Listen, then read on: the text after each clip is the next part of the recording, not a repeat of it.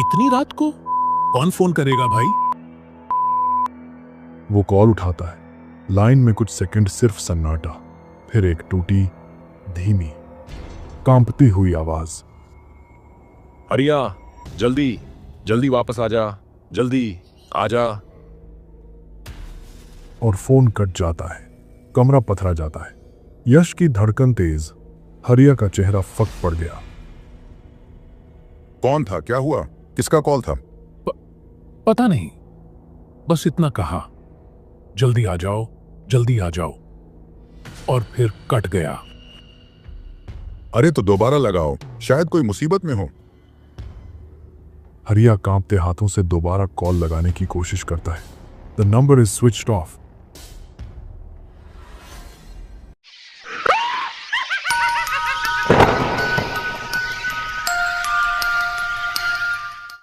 गहरी ठंड की रात, हवा में धुंध, सड़क सुनसान, गली के मोड़ पर एक छोटी सी चाय की दुकान, जिसकी पीली ट्यूबलाइट रात को जैसे थोड़ा गर्म करने की कोशिश कर रही हो। अरे कैलाश, तू जानता है ना, मुझे ठंड की रातें कितनी पसंद हैं। ये जो हवा नाक को काटती है, यही असली मजा है। चाय का एक घूंट लो और देख, पूरी दुनिया कितनी सुंदर दिखती है। इस साल तो ठंड और भी ज्यादा पड़ेगी, सोचकर ही मन खुश हो जाता है। बर्फ जैसा मौसम, गर्म चाय और ऊपर से रात, बस कमाल। खुश तो तू ऐसे हो रहा है जैसे ठंड तेरी सहेली हो। मेरे लिए तो ये ठंड हर साल की सबसे बड़ी मुसीबत है वीरू। न ढंग का काम मिलता है, न कोई कंबल है मेरे पास। रात रात भर कांपते हुए दिन निकल जाता है। हाथों में जितनी सर्दी लगती है ना, ऐसा लगता है जैसे उंगलियां पत्थर बन जाएंगी। कभी लगता है चाय पी लूं तो थोड़ा राहत मिलेगी, फिर याद आता है कि जेब में पैसे भी नहीं बचे। अरे भाई, तू हर बात में दुख ढूंढ लेता है। देख, ठंड का मौसम है, ठंड होगी ही, लेकिन तू हिम्मत रख, काम मिल जाएगा, रातें कट जाएंगी। और सुन, ऐसी हवा में बैठकर गर्मा गर्म चाय पीने का जो मजा है, वो तू महसूस कर, दिल हल्का हो जाएगा। वीरू, तू महसूस कर भी लेगा, क्योंकि तेरे पास सब है। तेरे पास घर है, रजाई है, गर्म कपड़े हैं। तू जब रात को लौट कर जाता है तो चैन की नींद सो लेता है। मैं तो सड़क किनारे जहां जगह मिलती है वहीं लेट जाता हूं। एक तरफ से हवा चलती है तो दूसरी तरफ से ठंडी धूल, और अगर बारिश पड़ गई तो समझ ले कि रात खत्म। मुझे तो ठंड मौसम नहीं, एक सजा लगती है। यार कैलाश, तू इतना दुखी हो जाएगा तो जिंदगी कैसे चलेगी? देख, कम से कम आज की रात तो हम बैठकर आराम से चाय पी रहे हैं। मैं तो सोच रहा हूं कल सुबह जल्दी उठकर पहाड़ों की तरफ घूमने जाऊं। वहां तो और भी ठंड होगी, मजा आएगा। तू घूमेगा पहाड़ों में, और मैं यहां बस ये सोच रहा हूं कि आज रात कहां लेटूं कि हवा ज्यादा ना लगे। ठंड में तो काम भी आधा हो जाता है, लोग बाहर निकलते नहीं, मजदूरी कम हो जाती है। जिंदगी की छोटी छोटी कमी ठंड में पहाड़ जैसी लगने लगती है। न पेट भरता है, न बदन गर्म होता है, और ऊपर से ये डर कि बीमार पड़ा तो दवाई भी न मिल पाएगी। अरे कैलाश, चल आज की रात मैं तेरे साथ रुकता हूं। 2 कंबल हैं मेरे पास, एक तुझे दे दूंगा। इतना परेशान क्यों होता है? मैं हूं ना तेरे साथ। हम दोनों मिलकर ये ठंड काट लेंगे। और हाँ, तू चाहे तो कल से मेरे साथ काम आ जाना। दोस्ती का मतलब ही ये है कि मुश्किलें आधी हो जाएं। वीरू, तू खुश रहने वाला इंसान है, और शायद तेरी यही खुशी मेरे जैसे लोगों को जीने की हिम्मत देती है। अगर तू सच में साथ रहेगा तो शायद ये ठंड मुझे भी थोड़ी कम लगे। ठंडी हवा और भी तेज हो चुकी है। चाय की दुकान वाला ऊंघते हुए लकड़ी के चूल्हे में 2-3 लकड़ियां डालता है।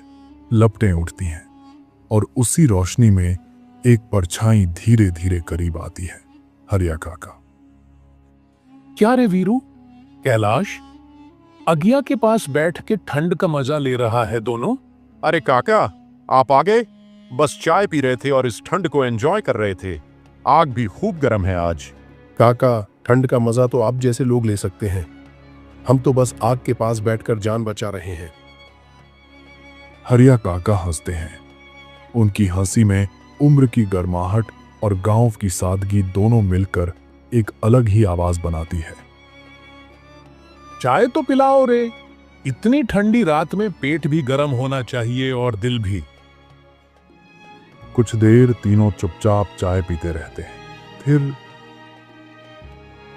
काका, इस ठंड की रात में एक भूतिया कहानी हो जाए। हाँ हाँ, चाय की दुकान, ठंडी हवा और काका की कहानी, इससे बढ़िया कुछ नहीं।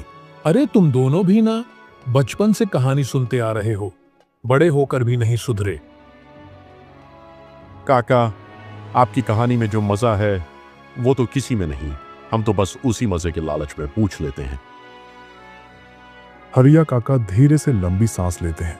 उनकी आंखों में पल भर के लिए दूर तक यादों की चमक दिखती है, जैसे कोई पुराना दरवाजा खुल रहा हो जिसके पीछे अंधेरा, रहस्य और कुछ अनकही परछाइयां छिपी हों। ठीक है रे, तो सुनो, आज मैं तुम्हें एक सच्ची कहानी सुनाता हूं। ये कोई घड़ी हुई बात नहीं, ये सब वाकई हुआ था। साल था 1996। तब मैं जवान था, ताकत भी थी, जोश भी था, और मेरे साथ था मेरा सबसे अच्छा दोस्त यश। हम दोनों काम के लिए गांव से बाहर निकले थे। हरिया काका की आवाज अचानक धीमी और भारी हो जाती है। ठंडी हवा के साथ उनकी बातों में एक ऐसा कंपन था जो वीरू और कैलाश को भीतर तक महसूस हुआ। तो सुनो, साल 1996 की वो रात, मैं और यश अपने कमरे में बैठे थे। कमरा छोटा था, सीमेंट का, लेकिन रात की ठंड दीवारों को भी हिला रही थी। हमने 2 गिलास चाय ली थी और काम के बाद बस बातें कर रहे थे। यार हरिया, हमारी जिंदगी भी ना कितनी मुश्किल है। घर वालों को खुश रखने के लिए, पेट भरने के लिए हम इतनी दूर आकर मजदूरी कर रहे हैं, दिन भर पसीना बहाते हैं और रात को बस उनकी यादों के सहारे जीते हैं। कभी कभी तो लगता है जैसे जिंदगी रुकी हुई है और हम बस एक जगह पर अटके हुए हैं। हाँ रे, लेकिन कर भी क्या सकते हैं? यही तो किस्मत है हमारी। घर वालों की खुशी के लिए हमें बाहर रहना ही पड़ेगा। हमारा दर्द हमारे पास ही रहेगा। यश, उसके चेहरे पर बेचैनी साफ दिखती है। वो धीरे धीरे आवाज कम करके बोलता है, हरिया, लेकिन एक बात है, ये काम की जगह कुछ ठीक नहीं लगती मुझे। रात को ना अजीब अजीब आवाजें सुनाई देती हैं, जैसे कोई चल रहा हो, कोई भारी चीज घसीट रहा हो या कोई सांस ले रहा हो बहुत पास। कौन सी आवाजें? तू पक्का कह रहा है? हाँ पक्का। और सुन, कल एक मजदूर कह रहा था कि इस जगह पर किसी की आत्मा भटकती है। एक आदमी था, रात में काम से लौटते समय ट्रक के नीचे आ गया था। लोग कहते हैं वो आत्मा ठंड की रातों में वहीं भटकती है और जिसे देख ले उसे श्राप लग जाता है। कमरा अचानक और ज्यादा ठंडा लगने लगता है, लेकिन तभी हरिया के मोबाइल जोर जोर से बजता है। पुराने जमाने के उस फोन की रिंगटोन सुनकर दोनों उछल पड़ते हैं। इतनी रात को कौन फोन करेगा भाई? वो कॉल उठाता है। लाइन में कुछ सेकंड सिर्फ सन्नाटा, फिर एक टूटी, धीमी, कांपती हुई आवाज, हरिया, जल्दी जल्दी वापस आ जा, जल्दी आ जा। और फोन कट जाता है। कमरा पथरा जाता है। यश की धड़कन तेज, हरिया का चेहरा फक पड़ गया। कौन था? क्या हुआ? किसका कॉल था? पता नहीं, बस इतना कहा, जल्दी आ जाओ, जल्दी आ जाओ, और फिर कट गया। अरे तो दोबारा लगाओ, शायद कोई मुसीबत में हो। हरिया कांपते हाथों से दोबारा कॉल लगाने की कोशिश करता है। The number is switched off. Yash और हरिया दोनों एक दूसरे को देखते हैं। कमरे के बाहर की हवा अचानक और तेज होकर टकराती है, जैसे किसी ने दरवाजे पर हाथ फेरा हो। लाइट थोड़ी देर झिलमिलाती है और यहीं सच्ची कहानी का डर शुरू होता है। आग की लपटें वीरू और कैलाश के चेहरों पर पड़ती हैं। हरिया की आवाज और गहरी हो चुकी है। तो उस रात मैं और यश कमरे में बैठे ही थे कि वो अजीब कॉल आया। हम दोनों की हालत खराब थी। और फिर, चल यश, घर निकलते हैं, शायद ये मेरे पिताजी हों। कोई मुसीबत हुई होगी तभी इतनी रात को कॉल किया होगा। मुझे जाना ही होगा। लेकिन सेठ हमें जाने नहीं देगा। तू जानता है ना कितना गुस्सैल आदमी है वो। अभी काम का प्रेशर भी बहुत है। कल तक की डेट दी है उसने। अगर अभी चले गए तो पैसे भी काट देगा। यश, पैसे बाद में भी आ जाएंगे, लेकिन इतनी रात को जो कॉल आया, और वो भी उस तरह की आवाज में, जब तक पता न चल जाए कि कौन था, मेरे सीने पर बोझ रहेगा। ठीक है चल, लेकिन जल्दी चलते हैं।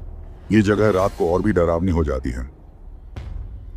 दोनों हाथों में एक छोटा सा बैग लेकर कमरे से बाहर निकलते हैं। जैसे ही बाहर कदम रखते हैं, चारों तरफ गहरा अंधेरा। हवा भी अजीब आवाज में सरसराने लगती है, जैसे पेड़ों के बीच कोई तेजी से चलता जा रहा हो। हरिया देख, बाहर तो सिर्फ अंधेरा ही अंधेरा है, एक भी इंसान नहीं। चल वापस चलते हैं, सुबह निकलेंगे। शायद ये कॉल कोई मजाक हो या नेटवर्क की दिक्कत। नहीं यश, अब तो जाने बिना चैन नहीं मिलेगा। जिस आवाज में जल्दी आजा कहा था, वो मजाक नहीं था। मैं उस आवाज को भूल नहीं पा रहा। दोनों अंधेरे रास्ते से चलते हुए बस स्टैंड पर पहुंचते हैं। बस स्टैंड भी सुनसान। कहीं दूर एक कुत्ते के भौंकने की आवाज और हवा लगातार ठंडी होती जा रही है। ऊपर लगी टिमटिमाती बल्ब की लाइट बीच बीच में बंद हो रही है। अगर कोई बस नहीं आई तो, और अगर ये वही श्रापित आत्मा वाली जगह है तो। लोग कह रहे थे यहाँ रात में कोई अदृश्य परछाई घूमती है। मुझे तो लग रहा है कोई हमें देख रहा है। हरिया उसकी बात अनसुनी करते हुए सड़क की तरफ देखता रहता है। सन्नाटा इतना गहरा था कि दोनों की सांसें भी सुनाई दे रही थी। और तभी दूर एक पुरानी बस की हल्की सी हेडलाइट दिखाई देती है। पहले तो ऐसा लगा कि शायद कोई गाड़ी गुजर रही है, लेकिन वो बस धीरे धीरे स्टैंड की तरफ आने लगी। ना कोई हॉर्न, ना इंजन की आवाज, बस सरकती हुई। टायरों की आवाज भी नहीं, जैसे जमीन को छुए बिना फिसल रही हो। कुछ ही सेकंड में बस उनके सामने रुकती है।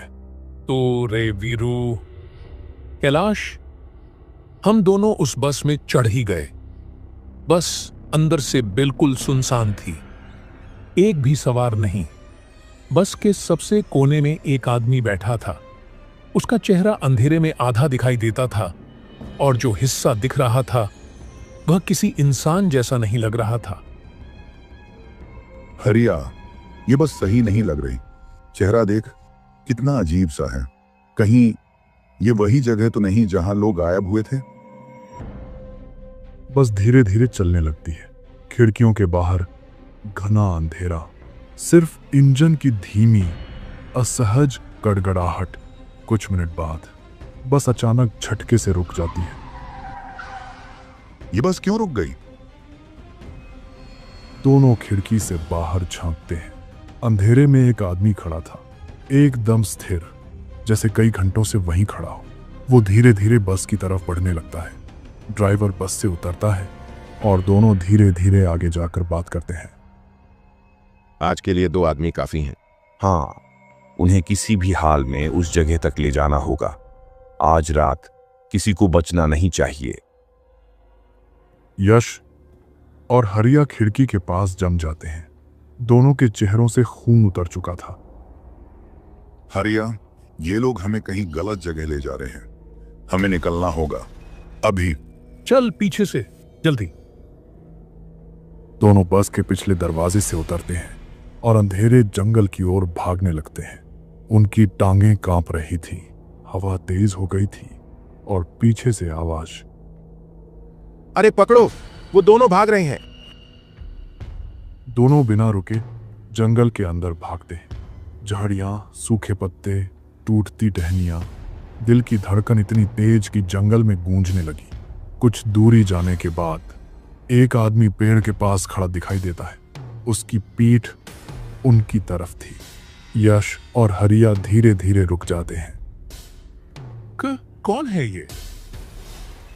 आदमी मुड़कर देखता है, चेहरा शांत, आंखें गहरी, लेकिन चेहरा इंसान का।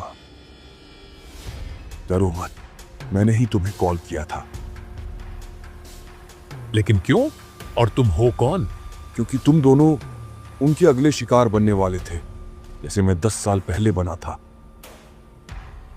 उसी वक्त ड्राइवर और बस वाला आदमी जंगल में दाखिल होते हैं। अरे वो रहा, पकड़ो उसे भी। वह आदमी उनकी तरफ एक ठंडी मुस्कान के साथ देखता है। तुम दोनों का खेल आज खत्म। ड्राइवर और साथी अचानक रुक जाते हैं। उनके चेहरे पर डर उतर आता है। तुम कैसे? हमने तो तुम्हें। हाँ, तुमने हमें मारा था। मैं और मेरे जैसे कई लोग, जिन्हें तुमने रात के अंधेरे में बस में बैठाकर गायब कर दिया। किडनी, लिवर सब निकाल कर बेच दिया। तुम सोचते थे सच्चाई कभी बाहर नहीं आएगी। ड्राइवर और साथी जमीन पर गिर पड़ते हैं। जंगल की हवा भारी हो जाती है और अगले ही पल वह आदमी एक चीख के साथ उन दोनों पर झपट पड़ता है। कुछ ही सेकंड में दोनों की आवाजें जंगल की मिट्टी में समा जाती हैं। कुछ देर बाद वह आदमी वापस हरिया और यश की ओर मुड़ता है। चेहरा अब बिल्कुल शांत, जैसे कुछ हुआ ही ना हो। मैं आत्मा हूं। 10 साल से इस दिन का इंतजार कर रहा था, इसलिए मैंने तुम्हारे मोबाइल पर कॉल किया ताकि तुम दोनों बच सको। तुम अब जा सकते हो, तुम्हें कोई नुकसान नहीं होगा। हरिया और यश वहीं खड़े रह जाते हैं।